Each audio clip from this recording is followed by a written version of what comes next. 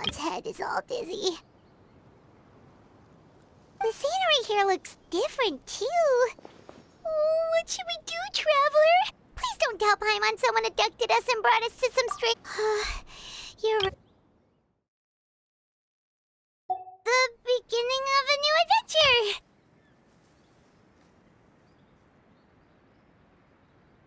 Whew. Thank goodness you're still here. If Paimon woke up alone, she probably would be trembling in a tree hollow.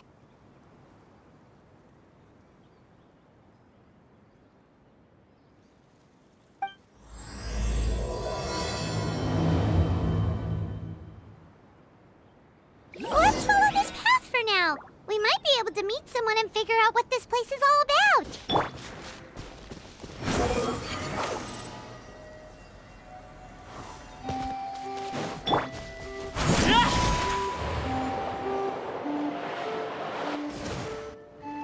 Traveler, did those plants by the road look weird to you? It almost looked like they were made of paper. And those two frogs over there? Yeah, they look like pieces of origami. Oh, by the shade of a lotus leaf stream, don't tell me you forgot how to jump! I didn't forget, Firecracker. I'm just not sure if what I remember is correct. Next thing you know, you'll have forgotten how to sing, much less notate a score. You still remember why we call you Stream, don't you? Yeah, because I've got a great singing voice. Although these days, name seems more ironic than anything. Not just a great voice, one that evokes the gentleness of early morning dewdrops flowing into a spring. So cheer up and make the jump over. If you're still unsure, just use that roll of magic thread. I won't laugh, I promise. Now, don't tell me you've forgotten how to use that as well. I haven't forgotten everything, Firecracker. Your name, for instance. It's kind of hard to forget that you're named after your fiery temper. Now do me a favor and pipe down for a second. I'll be right over.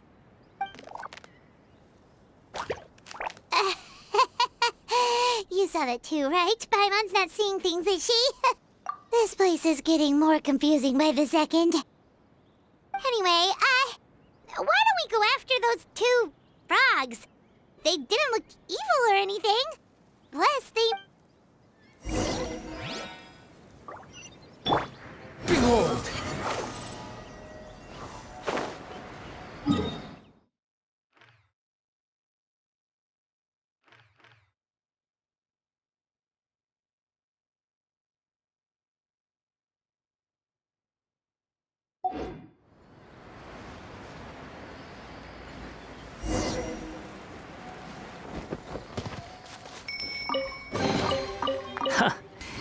You even want this? Squall Fury!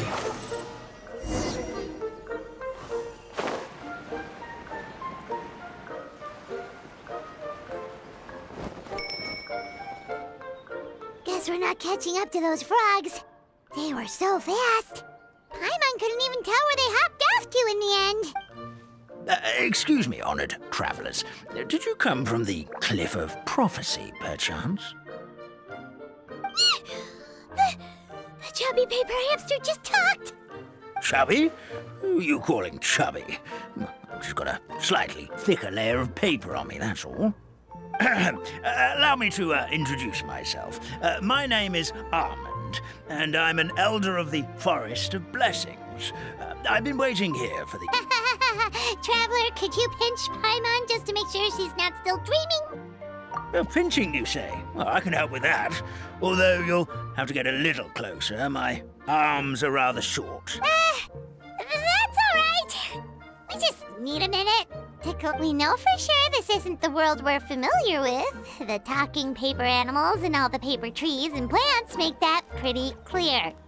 The hero from another world, supported by their companions, shall restore peace to the world. Dearie me, I completely forgot to introduce you to this world, didn't I? Oh well, perhaps my once glossy paper has... It's okay, really. You can just tell us all about this world now. Let me think. Where should I even begin? pretty much forgotten everything that happened in the past. Right. I believe the story circulating along the pulp of this forest goes as follows. A long, long time ago, 3 goddesses created this world and named it Simulanka. The goddess of creation, who presides over matter and magic, created the mountains and rivers and gave us life. Her powers also paved the way for Simulanka to exist in numerous worlds. After the goddess of creation came the goddess of prophecy, with dominion over the stars and the course of fate itself. She induced the sky to spin and the earth to move. Even to this day, her statue still stands tall at the highest point of Constellation Metropole. The final goddess was the goddess of fate, she who reigns over all treasured tales and dearest wishes. She bestowed upon us the fierce and everlasting feelings of love and hate, and showed us the meaning of death and hope. Whoa, they all seem super impressive. Sounds like they really did a lot. Of course. All new residents of Simulanka come to the forest to thank the goddess of creation for founding this world, and travel to Constellation Metropole to witness the divinations of the goddess of prophecy's numerous oracles. After that, they make their way to the end of the world and tell the goddess of fate about their most cherished dreams. Well, at least that's how it used to be. How it used to be? Did something bad happen? Oh, yeah. That has to do with the hero you're waiting for, right? Yes, this old brain of mine may have forgotten many things, but I will never forget the day the evil dragon descended upon our forest. It came down from the skies in an ominous black mist and ravaged our homeland. Its gigantic footprints can still be seen in the kingdom of breezes and bells. We're incredibly fortunate that no one was hurt. Sounds terrifying. The terror doesn't stop there, I'm afraid.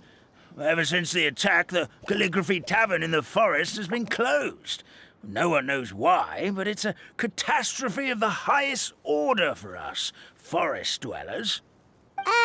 A catastrophe of the highest order?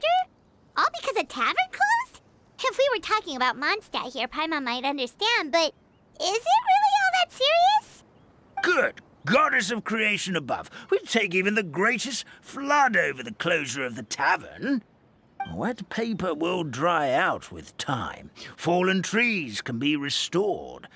But the Calligraphy Tavern is the only source of the magic tonic that sustains all creatures in the forest. Magic what? Magic tonic. It was gifted to the forest by the goddess of creation herself. A special potion that helped, well, our bodies will gradually crumple and become brittle until they eventually disintegrate entirely. But wait, Grandpa Almond, does that mean you've already